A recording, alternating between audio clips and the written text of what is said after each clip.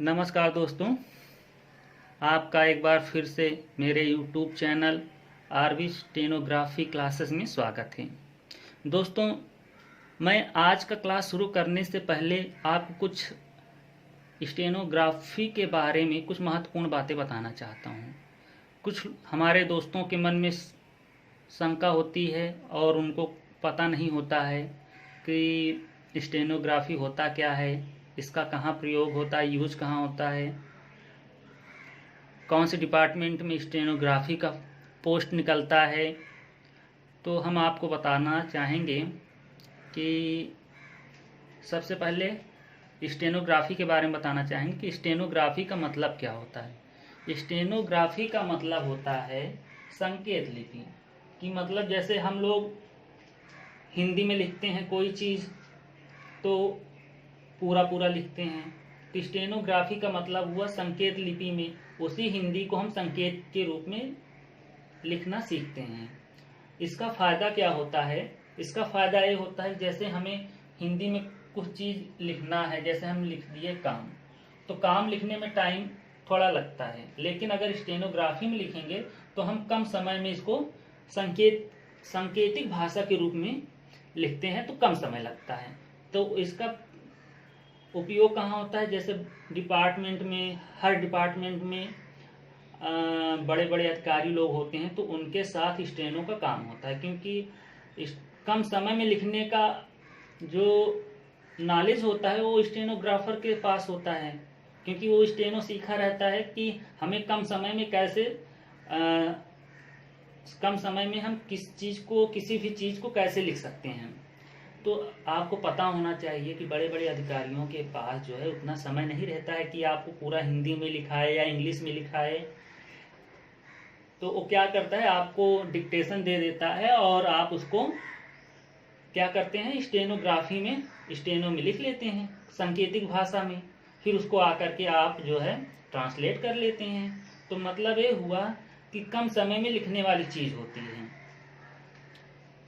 और इसमें क्या होता है कि जैसे कुछ लोगों के मन में होता है कि जो स्टेनोग्राफी होता है वो किस भाषा में सीखना हमें चाहिए, तो हम आपको बताना चाहेंगे कि स्टेनोग्राफी चाहे हिंदी हो चाहे इंग्लिश हो, दोनों एक ही तरह होता है, दोनों में अंतर कुछ नहीं होता है खास ज़्यादातर। तो आपका जो है भाषा पर पकड़ कितना है, किस भाषा पर कितना पकड़ है, वो डिपेंड करता है आपके ऊपर। अगर मान के चलो कि आपको हिंदी में ज़्यादा इंटरेस्ट है, आपको बहुत अच्छी तरह से हिंदी आती है, तो आपके लिए हिंदी स्टेनो सीखना ज़्यादा उचित रहेगा। अगर मान के चलो आपको इंग्लिश बहुत अच्छी तरह से आ रहा है, क्योंकि भाई इंग्लिश में क्या होता है कि आपको स्पेलिंग याद करना होता है, बहुत सारी स्पेलिंग ऐसी होती हैं कि जो आप नहीं सुने होते हैं, तो उसको भी याद करना पड़ता है। तो इसलिए अगर आपको इंग्लिश खूब अच्छे से आ रहा है तो आप इंग्लिश में सीख सकते हो। कहने मतलब ये है कि जिस भाषा में आपका जितना पकड़ है उस भाषा में आप स्टेनोग्राफी सीख सकते हो। हिंदी में भी सीख सकते हो और इंग्लिश में भी सीख सकते हो, दोनों एक ही चीज़ है। और दूसरा चीज़ है कि कब सीख सकते हैं, कब से सीख सकते हैं। तो इसका कोई समय सीमा नहीं है कि आप कब से सीखना चाहते हो। आपका अगर इंटरेस्ट है कि हम जल्दी नौकरी पा जाएं, जल्दी समय वेस्ट ना करते हुए जल्दी नौकरी करना चाहते हो, तो आप कभी से भी सीख सकते हो। वो तो आपके ऊपर निर्भर करता है। लेकिन जो है इसमें स्टेनोग्राफी में जो वैकेंसी निकलती है वो ज़्यादातर 12th पास वालों से 12th पास मांगता है। इसका मतलब ये है कि अगर आप 12th पास हो तो आप स्टेनोग्राफर का जो वैकेंसी निकलता है उसको भर सकते हो। और आप अगर चाहते हो तो 12th के बाद भी सीख सकते हो और 12th के पहले भी सीख सकते हो। कौन सीख सकता है? कोई भी सीख सकता है। जिसको स्टेनोग्राफर बनना है कोई भी सीख सकता है, ठीक है। इसमें प्लस पॉइंट ये है कि चाहे एसएससी हो, यूपी ट्रिपल एससी हो, CRPF, high court, Uttar Pradesh सचिवालय, केंद्रीय सचिवालय, उत्तराखंड हो, एमपी हो, राजस्थान हो, बिहार हो, रिपोर्टर की वैकेंसी जो निकलती है वो स्टेनो के लिए अलग से ही निकलती है, उसमें कोई और पोस्ट मिक्स नहीं होता है कि स्टेनो की वैकेंसी निकली है तो स्टेनो में ही एमटीएस का भी फॉर्म निकल आया हो। तो ऐसा नहीं होता है। अगर एसएससी वैकेंसी निकालती है तो एसएससी स्टेनो की अलग से वैकेंसी निकालती है। जैसे उसमें लिखा रहता है ग्रेड डी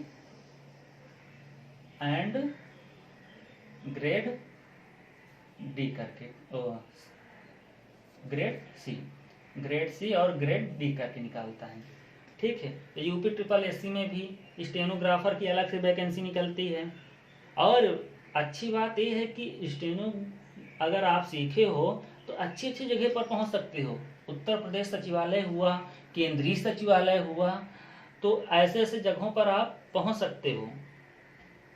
बाकी चीजें जैसे हैं, अगर आप किसी और चीज की तैयारी करते हो तो उसमें थोड़ा क्या है कि कुछ कहा नहीं जा सकता है कि कितना किस पोस्ट पर आप जा रहे हो, कब आपकी नौकरी लगेगी। लेकिन अगर आप स्टेनो सीखते हो तो आपके पास बहुत सारे ऑप्शन हैं कि एसएससी में भी स्टेनो की वैकेंसी अलग से निकलती है, यूपी ट्रिपल एससी में भी अलग से निकलती है, सीआरपीएफ में भी, हाई कोर्ट में भी, उत्तर प्रदेश सचिवालय हुआ, केंद्रीय सचिवालय हुआ।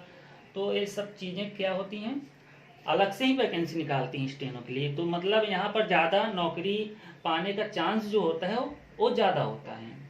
और अगर ग्रेड पे की बात करें तो देखिए 2400 पे ग्रेड होता है। अगर एसएससी वैकेंसी निकाली है तो उसमें क्या होता है, एसएससी में पे ग्रेड 2400 से शुरू होता है। ठीक है, 2400 होता है। और उसमें एसएससी में 4600 भी होता है। जैसे सी ग्रेड वालों के लिए क्या होता है, 4600 पे ग्रेड होता है। और डी ग्रेड वालों के लिए 2400 पे ग्रेड होता है। और 2800 पे ग्रेड, जैसे आप यूपी ट्रिपल एससी की तैयारी करते हो तो यहाँ पर आपको 2800 पे ग्रेड मिलेगा। सीआरपीएफ में करते हो तो यहाँ पर भी 2400 से लेकर 4200 की पे ग्रेड मिलेगी। हाई कोर्ट अगर यूपी हाई कोर्ट की तैयारी कर रहे हो तो यहाँ पर भी 2800 का पे ग्रेड मिलेगा आपको। अब देखिए यहाँ पर आता है कि 4600 पे ग्रेड किसको मिलेगा। 4600 का मतलब बहुत होता है भाई। तो 4600 पे ग्रेड का मतलब हुआ, अगर आप एसएससी में सी ग्रेड पास करते हो तो आपको 4600 पे ग्रेड मिलेगा। ठीक है। 4800 पे ग्रेड कहाँ मिलता है, 4800 पे ग्रेड अगर आप यूपी सचिवालय हुआ तो यहाँ पर आपको 4800 पे ग्रेड मिलेगा। ठीक है। और केंद्रीय सचिवालय हुआ तो यहाँ भी 4200 यूपी सचिवालय में, केंद्रीय सचिवालय में आपको 4200 पे ग्रेड मिलेगा, जो कि बहुत अच्छा पे ग्रेड होता है। 5400, अगर आपको 5400 का पे ग्रेड लेना है तो उसके लिए आप जैसे रिपोर्टर का तैयारी कर रहे हो और बहुत सारी वैकेंसी निकलती हैं जो 5400 भी पे ग्रेड देता है। 5400 पे ग्रेड मतलब हुआ कि आप गैस्टेड ऑफिसर रैंक पर हो। ठीक है। तो इतनी अच्छी अच्छी पोस्ट निकलती हैं स्टेनोग्राफी के लिए। जो स्टेनो सीखा हुआ है उनके लिए इतनी अच्छी अच्छी पोस्ट निकलती हैं। कितना अच्छा मौका रहता है लोगों को स्टेनो बनने का। और सबसे अच्छी बात यह है कि स्टेनो एक अलग का लैंग्वेज ही होता है। सांकेतिक भाषा में आप संकेत के रूप में कुछ लिख देंगे तो केवल आप उसको पढ़ सकते हो, कोई और नहीं पढ़ सकता है। कितना अच्छा लगता है कि भाई आप आपको हिंदी भी आती है, इंग्लिश भी आती है और एक एडिशनल लैंग्वेज आती है स्टेनो, जो केवल आपको आती है। मतलब आप सीखे हो तो आपको आती है और बाकी और किसी को नहीं आता है।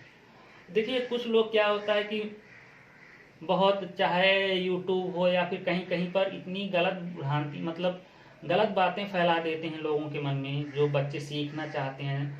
तो जैसे सबसे मेन बात होता है कि शॉर्ट हैंड सीखने का समय क्या होता है, टाइपिंग सीखने का टाइम क्या होता है। कुछ लोग गारंटी देते हैं कि आपको मैं 2 महीने में सिखा दूंगा, 3 महीने में सिखा दूंगा, 4 महीने में सिखा दूंगा, 5 महीने में सिखा दूंगा। यार भाई ऐसा है ना, ये सब गलत बातें बच्चों को मत बताया करिए। जो भी उसका रियलिटी है उसको आप बताइए। क्योंकि क्या होता है कि जैसे अब मोटा मोटा अगर हम लोग ये समझें तो अगर एलकेजी यूकेजी में अगर हम लोग एडमिशन लेते हैं तो क्या हम 2 महीने में सब कुछ सीख जाते हैं? कहने मतलब यही होगा, क्योंकि स्टेनो भी एक नया चीज ही है, नया सब्जेक्ट है आपके लिए।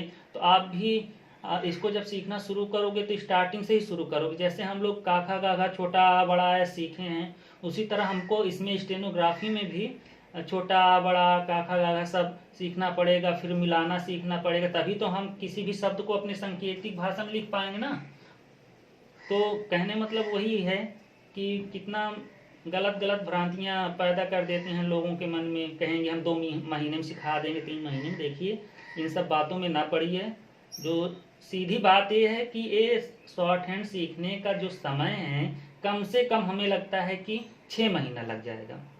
6 महीना कम से कम समय होता है कि आप 6 महीने में सीख जाओगे। और सीखने का बात अलग होता है, एग्जाम में बैठने लायक बनना अलग बात होती है। आपको डेली हम किताब से पढ़ाना शुरू करें, एक अभ्यास आज पढ़ा दें, दूसरा अभ्यास कल पढ़ा दें, पढ़ाने का मतलब कुछ अलग होता है। और आपको आना चाहिए वो अलग बात होती है। बच्चों को आना चाहिए, लिखना आना चाहिए, स्पीड आना चाहिए। वो आपके पास आए हैं एग्जाम में बैठने लायक बनने के लिए, ना कि वो केवल सीखने के लिए आए हैं कि उनको केवल क्या हो, स्टेनो आने लगे। तो हमारा कहने मतलब ये है कि 6 महीने में कम से कम आप स्टेनो सीख जाएंगे, आपकी कुछ स्पीड आ जाएगी। ये नहीं कहेंगे कि आपको 6 महीने में हम एग्जाम में बैठने लायक बना देंगे, नहीं। आपको मेहनत करना पड़ेगा। अगर आप बहुत मेहनत करेंगे हाँ तो वो भी कम मतलब असंभव नहीं है। 6 महीने में भी आप जो है एग्जाम देने लायक स्टेनोग्राफी सीख सकते हो। ठीक है, तो हमारा कहने का मतलब ये है कि कम से कम 6 महीना आपको स्टेनो में चाहिए। 1 महीना 2 महीना 3 महीना जो बोलते हैं वो सब गलत बातें हैं। 2 महीने में सिखा तो सकते हैं लेकिन आपको आएगा नहीं, भूल जाओगे कि हाँ हम क्या कैसे लिखें सांकेतिक भाषा में। मान लो इसको ए लिख दिए तो हम इस क्या लिखें, इसको पढ़ना भी तो आना चाहिए ना। ये मतलब नहीं हुआ कि हम आपको किताब खत्म करवा दिए 30 दिन में और बाकी चाहे आपको कुछ आए या ना आए। ठीक है, तो कितना टाइम लगेगा? कम से कम 6 महीना लगेगा आपको शॉर्ट हैंड सीखने में। टाइपिंग, रही बात टाइपिंग, तो स्टेनो सीखने वालों को टाइपिंग भी सीखना होता है। तो टाइपिंग भी कम से कम कितना भी कम करोगे तो आपको 1 महीना में स्पीड आ सकती है। टाइपिंग में भी स्पीड मांगता है और शॉर्ट हैंड में भी एग्जाम में स्पीड मांगता है कि आपकी स्पीड कितनी होनी चाहिए। अगर बात करें एसएससी की, अगर एसएससी की बात करें तो यहाँ पर एग्जाम पास करने के लिए 80 वर्ड पर मिनट 80 वर्ड पर मिनट की स्पीड होनी चाहिए कि आप जो है 1 मिनट में 80 वर्ड शब्द लिख लें। ठीक है, हिंदी में हम अगर हिंदी में 1 मिनट में 80 शब्द बोलेंगे, आपको स्टेनोग्राफी में उसको लिखना है। मतलब इतनी स्पीड होनी चाहिए कि आप 1 मिनट में 80 शब्द लिख लें और उसमें गलती ना हो। ठीक है, बहुत गलती हो तो 1 गलती हो 2 गलती हो, बस इससे ज्यादा ना हो। ठीक है, तो इसी तरह अगर एसएससी का आप एग्जाम देने जा रहे हो तो कम से कम आपकी 80 वर्ड पर मिनट की स्पीड हिंदी में होनी चाहिए। यूपी ट्रिपल एससी में एग्जाम देने जा रहे हो तो कम से कम इसमें भी 80 वर्ड पर मिनट होना चाहिए, और इसमें भी। और देखिए जैसे सीआरपीएफ में भी 80 वर्ड, हाई कोर्ट में भी ज्यादातर 80 वर्ड पर मिनट के हिसाब से स्पीड मांगते हैं सारी जगह पर। लेकिन अगर एसएससी की बात करें तो एसएससी में मैंने आपको 2 चीज बताया था, एक सी ग्रेड और एक डी ग्रेड। सी ग्रेड के लिए स्पीड जो होनी चाहिए 100 की होनी चाहिए, मतलब आपका जो है 1 मिनट में 100 वर्ड पर मिनट लिखने की कैपेसिटी होनी चाहिए। और ग्रेड डी के लिए कितना होना चाहिए? 80 वर्ड पर मिनट लिखने की कैपेसिटी होनी चाहिए। जैसे आपको एग्जाम में केवल 100 शब्द नहीं बोला जाएगा, ये भी आपको ध्यान में रखना है। ये आप सोच रहे हो केवल 100 शब्द बोल देंगे और आप लिख लेंगे। 100 शब्द का मतलब हुआ कम से कम 10 मिनट का मैटर आपको बोला जाएगा। हिंदी बोलेंगे एग्जामिनर, आपको उसको सांकेतिक भाषा में लिखना है, फिर उसको आपको फिर हिंदी में ट्रांसलेट करना, चाहे हिंदी में या फिर इंग्लिश में उसको फिर से ट्रांसलेट करना है। तो ये चीज़ होता है। तो 10 मिनट का मतलब हुआ कि 1000 वर्ड। एसएससी ग्रेड सी के लिए आपको 10 मिनट में 1000 वर्ड लिखना आना चाहिए, और ग्रेड डी के लिए कम से कम एसएससी में 800 वर्ड बोलेंगे। ठीक है, 10 मिनट में आपको 800 शब्द बोलेंगे, आपको इसको लिखना है सांकेतिक भाषा में, मतलब स्टेनो में आपको इसको लिखना है। फिर इसमें जब आप सांकेतिक भाषा में लिख लेंगे, स्टेनो में लिख लेंगे, तो उसके बाद क्या होगा, आपको टाइपिंग करने का टाइम दिया जाएगा। ठीक है, एसएससी में क्या होता है कि ग्रेड डी के लिए कितना टाइम मिलता है, 60 मिनट।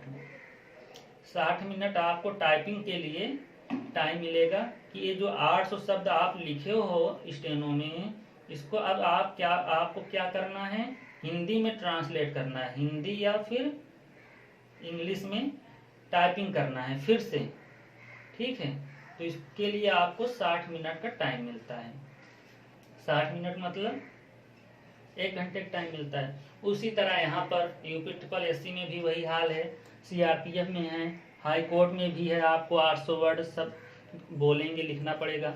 अब आते हैं, आपको हम बताते हैं यूपी सचिवालय की बात। यूपी सचिवालय में भी 80 वर्ड पर मिनट बोला जाएगा। यहाँ पर भी 10 मिनट का मैटर बोला जाता है, फिर आपको क्या करना होता है, उसको फिर से हिंदी में ट्रांसलेट करना होता है। केंद्रीय सचिवालय में भी वही हाल होता है। तो ये है, अगर आपको अच्छे पोस्ट पर जाना है, बढ़िया जगह पर जाना है, नौकरी करना है, तो हमारे हिसाब से स्टेनो अच्छा ऑप्शन रहेगा आपके लिए कि स्टेनो सीख करके आप जल्दी और अच्छी जगह पर जाकर नौकरी कर सकते हैं। और रही बात योग्यता की, तो एसएससी में 12th मांगता है, यूपी में भी 12th मांगता है। ठीक है, सीआरपीएफ, हाई कोर्ट, यूपी सचिवालय में ग्रेजुएशन मांगता है, केंद्रीय सचिवालय में भी 12th या आपका ग्रेजुएशन होना चाहिए। रिपोर्टर के लिए भी आपको ग्रेजुएशन होना चाहिए आपका। तो ये रहा आपका स्टेनोग्राफी के बारे में, जो मन में शंकाएं कुछ लोगों की रहती हैं, वो मैं आशा करता हूँ समझ में आया होगा कि हमें स्टेनोग्राफी क्यों सीखना चाहिए और स्टेनोग्राफी होता क्या है, स्टेनो का जो है किस किस डिपार्टमेंट में कौन कौन सा जो आयोग होता है, कौन से आयोग के द्वारा मतलब स्टेनो की वैकेंसी निकलती हैं, कौन निकालता है, कहाँ से निकलती है। तो ये सब चीज़ें मैं आज आपको यहाँ पर बताया। आशा करता हूँ कि आप लोगों को समझ में आया होगा। ठीक है, धन्यवाद।